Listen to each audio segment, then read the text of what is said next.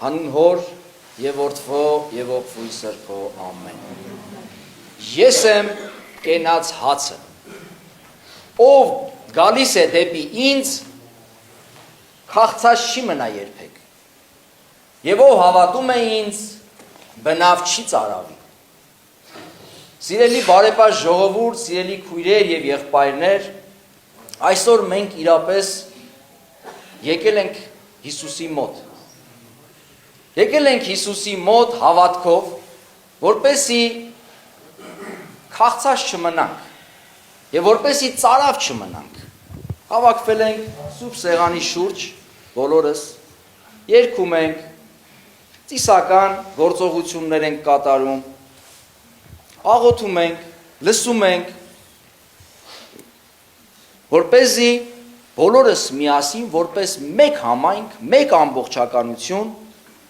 սիրո մեջ, խաղաղության մեջ, միասնության մեջ ճաշակենք մեր Տիրոջը, մեր Տեր Հիսուս Քրիստոսի մարմնին ու արյանը հաղորդ դառնալով քաղց եւ ծարավ չզգանք, կյանք ունենանք, ճաշակենք մի հաց, որ ինչպես մեր Տերն է ասում, կյանքի հացն է։ Տեսեք, քաղցը եւ ծարավը մեր մարդկային կյանքի ամենաանհրաժեշտ կարիքն է։ Բոլոր կարիքներից առաջնայինը։ Եվ եթե մենք ջուր չխմենք, հաց չուտենք, մենք կյանք չենք ունենա, հաշված կլինեն մեր կյանքի օրերը, առավել եւս եթե ծարավ լինենք։ Ուրեմն զարմանալի է, որ առաջին մեղքն էլ, որի նկարագրությունը մենք կարդում ենք, հենց ուտելու միջոցով եղավ։ Այսինքն առաջնային կարիքի միջոցով եղավ։ Եթե մենք մեր առաջնային կարիքի այդ հաց ուտելու հատվածը սրբագործում ենք, մենք սրբագործում, մենք նաև մեր բոլոր մյուս ախորժակներն ու կարիքները ապրելով իսկապես Աստծո կամքով եւ այն կյանքով, որ մատնանշել է մեր Տեր Հիսուս Քրիստոս։ Բայց ինչ է նշանակում ես եմ կյանքի հացը եւ մենք ինչու ենք այսօր հավաքված այստեղ հացի եւ գինու միջոցով հաղորդակցվելու մեր Տիրոջը։ Բոլորս լավ գիտենք, որ չարչարանքների նախորյակին Հիսուս իր աշակերտների հետ զատկական ընթրիք արեց, զատիկ, որտեղ գառ էր ուտվում։ Եվ երբ ընթրիքը վերջացավ, վերցրեց հացը, օրտնեց, կտրեց տվեց իր աշակերտներին եւ ասաց. Սա իմ մարմինն է։ Սա ճաշակեք ձեզ որպես քավություն, թողություն։ Վերցրեց գինին, օրտնեց դարձյալ, խմեց տվեց իր աշակերտներին եւ ասաց. Սա իմ արյունն է նոր ուխտի, որ թափվում է ձեզ համար, ձեր փրկության համար, քավություն, թողություն, եւ սա ասած արեք իմ հիշատակի համար։ Հիմա այն ինչ որ մենք այստեղ անում ենք ամեն կիրակի եւ բոլոր սուրբ պատարակների ժամանակ, այդ հիշատակն է արվում, բայց սա զուտ հիշողություն չէ։ Հիշատակ նշանակում է սուրբ գրային իմաստով, նախ այն ամբողջ պատմությունը փրկagorցության, որ մինչև այս պահը Աստված կատարել է մարդու փրկության համար, սկսած արարչագործությունից, հանդիպադրվում է ներկայում այդ փրկagorցության պատմությունը, եւ մենք որպես այդ փրկagorցության պատմության այսօրվա դերակատարներ, մեր հայացքը ուղղում ենք դեպի ապագային, դեպի հավիտենական կյանքին եւ երկրորդ գալստյանը։ Ուրեմն այն ինչ որ դուք չեք լսում եւ քահանան ծածուկ կարդում է, դուք լսում եք երգչախմբին, սարգսակներին, կամ բոլորս երգում ենք այդպես, բայց պատարակ սուրբ պատարակի մեծ մասը ծածուկ աղոթներն են այդ խորհրդաբար արտասանվող պատարակիչ քահանայի կողմից։ Այս ամբողջ փրկagorցության պատմության հիշողությունն է, ուրեմն որ քահանան կատարում է։ Բայց ինչն է այստեղ կարևոր։ Մենք պարզ հիշողությամբ չենք հիշում, ինչպես մեր պատմական իրադարձությունները, ասենք Վարդանանց պատերազմը, կամ ինչ-որ մի պատմական իրադարձություն։ Մենք երբ որ սա հիշում ենք, այդ իրադարձությունների ներկան ենք դառնում։ Սուրբ Պատարագը Քրիստոսի խաչելության եւ հարության մասին է պատմում մեզ։ Սուրբ Պատարագը մեզ ներկա է դարձնում Քրիստոսի չարչարանքների իրադարձությանը եւ նրա հարության իրականությանը։ Եվ մենք սուրբ հաղորդություն ենք ստանում, մենք հաղորդակցվում ենք Քրիստոսի այդ փրկագործությանը։ Ճիշտ ինչպես մկրտվում ենք։ Պողոս առաքյալն ասում է, մենք որ մկրտվեցինք, հաղորդ դարձանք Քրիստոսի մահվանը, այսինքն մենք մեռանք իրականում մկրտության ժամանակ, խորհրդաբար հաղորդ դարձանք, մաս կազմեցինք Քրիստոսի փրկարար մահվանը, ինչու, որպեսզի նրա հարությամբ էլ ծնվենք որպես նոր արարածներ։ Ինչու Հիսուս զատիկին այդ ուրեմն խորհուրդը կատարեց։ Իդեպ Հիսուս նաև դարձավ զատկական գառ, ինչպես ասում է, ես եմ գառն աշխարհի, գառն Աստուծո, որին վրա եմ վերցնում աշխարհի մեղքը։ Ինչ էր այդ զատկական գառը։ Ուրեմն մի ժողովուրդ, ուխտի ժողովուրդ, որը գտնվում էր ստրկության, անազատության, կեղեքման մեջ, մի երկրում, որը Աստվածաշունչն ասում է Եգիպտոսն է, այդ սիմվոլ է դարձել արդեն որպես մեղքի տուն, ստրկության տուն։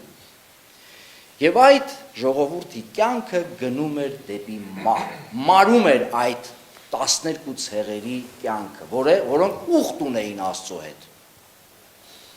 Եվ տեղի է ունենում Աստծո միջամտությամբ անցում, այսինքն ազատագրում ստրկության միջից, ազատագրում մահվան կարելի ասել այդ տրամաբանության միջից, որպեսզի գնան դեպի խոստացված երկիր, որպեսզի գնան դեպի ազատություն, դեպի կյանք, իրենց օրենքներով, հավատքով, Աստծո օգնությամբ, Աստված պաշտությամբ, իրենց կյանքը գտնեն։ Եվ այդ անցումը տեղի է ունենում շատ խորհրդանշական մի երևույթի միջոցով, կարմիր ծովի միջոցով։ Կարելի ասել, սա մեր մկրտության նախատիպն է, խորհրդաբանությունն է։ Անցնում են կարմիր ծովի մահվան միջով եւ անապատային փորձությունների միջով, որտեղ նաեւ երկնքից մանանայով են կերակրվում, որ այսօրվա մեր ավետարանի մեջ հիշվում է, եւ գնում են դեպի ազատություն, դեպի կյանք, դեպի Աստծո կամքով ուրեմն կենսակերպ։ Հիմա Հիսուս երբ զատկական այս տոնը, զատիկը, այս իրադարձության հիշատակն էր, հիշողությունն էր, երբ որ ուխտի ժողովուրդը հավաքվում էր զատիկ անելու, հիշում էր Աստծո օգնությամբ այս փրկագործությունը, այս ստրկական տնից դուրս գալը, այս մահվան իրականության միջից դուրս գալը եւ ստեղծելու ազատ կյանքով լեցուն իրականություն։ Եվ որպես այդ պատմական իրադարձության հիշատակություն կար տոնը, որը կոչվում էր զատիկ։ Մեր բառով կոչվում է զատվել, բայց հրեական բառով, սուրբ գրքի բուն բնագրով կոչվում է անցում։ Ուրեմն անցում է տեղի ունենում անազատությունից կամ ստրկությունից ազատություն, մահից դեպի կյանք։ Եվ հիմա Հիսուս այս զատիկն է իրականացնում, որովհետև երբ որ այդ տոնը նշում էին, միայն անցյալի հիշատակություն չէր, որ ներկայում կատարում էին, այլ ունեին Մեսիայի փրկության սպասումը։ Հետևաբար սպասումը ունենալով, երբ Մեսիան եկավ, ինչ արեցին, խաչեցին։ Ընդունելու փոխարեն խաչեցին։ Հենց նույն զատկի օրը, երբ խաչի վրա Հիսուս խաչվում էր, տաճարում այդ զատկական գառն էր մորթվում, եւ Հիսուս երբ խաչի վրա մորթվեց բոլորիս փրկության համար, իր մեջ ամփոփեց բոլոր զատկական գառները եւ ինքը դարձավ գառն Աստուծո, որ մեր մեղքերը իր վրա է վերցնում։ Եվ մենք ամեն անգամ, երբ Սուրբ Պատարագ ենք անում, Սա ենք հիշում որպես հիշատակ, սա ենք ընդունում որպես իրականություն, եւ մենք էլ 21-րդ դարի ապրողներս առաջի դարի ապրողներից ավելի վատը չենք, խորհրդաբար այդ իրադարձության ներկան ենք դառնում։ Ուրեմն, երբ մենք հաղորդություն ենք ստանում, ամեն կիրակի հավաքվում ենք այստեղ, մենք անում ենք մեր Տիրոջ այդ փրկagorցության պատմությունը, մահվան, խաչելության չարչարանքների մահվան, թաղման, հարության, համբարձման այս ամբողջ իրադարձությունները այսօր մեր կյանքում դառնում են ներկա։ Եվ կերակրվում ենք այն հացով, որը մեզ համար ապահովում է հավիտենական կյանք։ Նախ կյանքը, հետո հավիտենական կյանքը։ Ավելին ասեմ, բացի հացը եւ գինուց սկիհի մեջ, մենք մեկ ուրիշ բանով էլ ենք կերակրվում։ Քիչ առաջ Սարգսակը այստեղ Սուրբ Գիրքը հռչակեց մեզ համար, ճիշտ է գրաբար, բայց երբ մենք Սուրբ Գիրք ենք հռչակում, ինչ ենք ասում։ Բոլորս վերջում ասում ենք ասե Աստված, այսինքն Աստված խոսում է։ Մենք իհարկե հռչակում ենք այն ինչ որ անցյալում է գրվել, բայց շեշտը դնում ենք ոչ միայն բովանդակության վրա, թե Աստված անցյալում մեզ ինչ է ասել, այլ հենց հիմա է ասում մեզ։ Եվ արարողությունը անցյալում ասված Աստծո խոսքը մեզ համար դարձնում է կենդանի հնչողություն։ Այսօր այստեղ կանգնածներիս է ասում, անցյալին ուղղված չէ։ Այդ խորհուրդները սրանով են մեզ համար կարևոր, որ անցյալում Աստծո կողմից այս ամբողջ պարգևները մեզ համար էլ այսօր նվեր են, պարգև են, ներկա են, եւ այսօրվա մեր սերունդն է հաղորդակցվում, մեր սերունդն է ապրում, մեր սերունդն է այդ փրկagorցության ճանապարհի մեջ։ Ավարտելով խոսքս, ուզում եմ ձեր ուշադրությունը դարձնել, որ ամեն անգամ Սուրբ Պատարագի, երբ որ մենք գալիս ենք եւ հաղորդություն ենք ստանում, նախ եւ առաջ մի փոքր պիտի մոտենանք Աստծուն, ճանաչողություն ձեռք բերենք։ Աստծո ամենամեծ հրաշքը հացի բազմացումը չէր, որ մարդիկ Հիսուսին ման էին գալիս, որպեսզի նորից կերակրվեն, եւ Հիսուս ասում է. «Կերակ դրա համար եկաք իմ հետևից»։ Այդ հրաշքները չէին, ոչ էլ հիվանդությունների բժշկումները, ոչ էլ հարության դեպքը, ոչ էլ ծովի խաղաղեցումը, այո, դրանք Աստծո հզոր, ուրեմն գործունեության նշաններն են մեզ համար, որ մենք իրեն ճանաչենք որպես հզոր, բայց Աստծո ամենամեծ հրաշքը դա իր խոնարհությունն է, որ խոնարհվեց փարվելու մեր իրականությանը, ոչ միայն մեր ստեղծեց որպես արարիչ, ոչ միայն մեզ խնամում, նախախնամում է, մեր բարիքներն է հոգում, այլ նաև մեր փրկության համար դարձավ մեզանից մեկը, ոչ միայն դարձավ մեզանից մեկը ու շարունակում է այդ խոնարհության ճանապարհը, երբ որ մարդը հոգևորականը կարող է վերցնել, ուրեմն հացը նայել եւ ասել հավատում եմ, որ դու ես Քրիստոս Աստված փրկիչ, այսինքն խոնարհությունը Աստծո շարունակվում է մինչև հիմա, շարունակվում է Տերը մեր ձեռքերի մեջ հայտնել։ Հիշում եք Հիսուս իր աշակերտներին մի շատ հետարքիր զգուշացում էր տալիս մինչև Երուսաղեմ գալ, ասում էր գնում ենք Երուսաղեմ կամ գնումը մարդու որդին գնում է Երուսաղեմ, որպեսզի հայտնվի մարդկանց ձեռքը։ Ուրեմն այդ մարդկանց ձեռքը, որ հետո պիտի խաչեն եւ այլն, այդ մարդկանց ձեռքը հայտնվելը շարունակվում է մեր կյանքում։ Աստծո պարգևը այս սիրո, այդ խոնարհության տեսքով շարունակվում է մինչև հիմա։ Եվ սա մեծ պատգամ է մեզ հետևելու այդ ճանապարհին, խոնարհվելու, նմանվելու մեր Տիրոջը,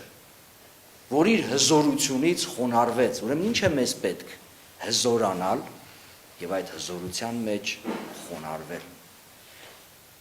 լինել հեզ, ինչպես երանիներից մեկն է ասում։ Հեզը թույլը չէ։ Հեզությունը այն մարդուն է հատուկ, որը շատ ուժեղ է, բայց իր ուժը չի վերածում կործանման։ չի վերածում քանդելու, չի վերածում մարդկանց կյանքը փչացնելու, այլ իր ուժը խոնարհության ճանապարհով վերածում է մարդկանց օգնելու, բարձրացնելու, միացնելու։